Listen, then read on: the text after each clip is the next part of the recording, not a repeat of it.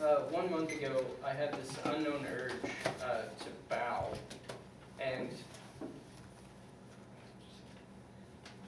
so falling to my knees, my forehead to the floor, I start saying, "I don't understand you," to no one.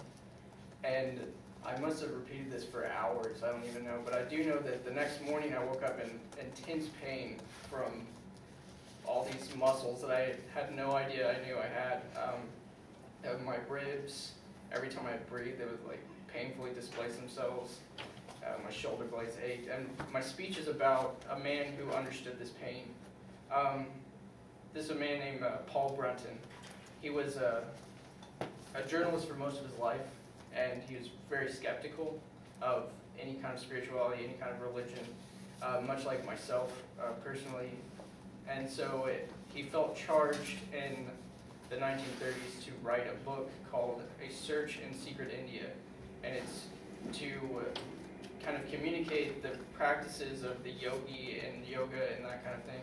Not that I practiced that necessarily, but he wanted to illustrate this, the spirituality that they had. So he published a book in 1934 entitled A Search in Secret India, and it was a very skeptical and biting look into their lives, and it was very biased against them, but they, as yogis, they decided to just kind of shrug it off, all this criticism.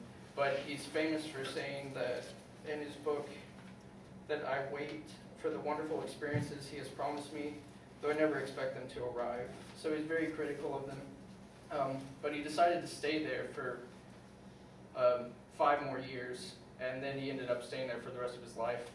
He saw this kind of spiritual awakening in himself, and he decided to devote his life to enlightenment and the spirituality. So then upon discovering this, he decided to write over 20 more books about various subjects along those lines. And that's where I found him. I found him in his work, in his writings as a monk in the Himalayas, through the words, "Accept the long patience quietly, humbly, and resignedly, as intended for your true good, for it is not punishment for sin committed, but an instrument for annihilating egoism." And so I really was inspired by this because he communicated something so abstract as the soul, at least successfully in his own mind, and this is something for myself that I'd attain to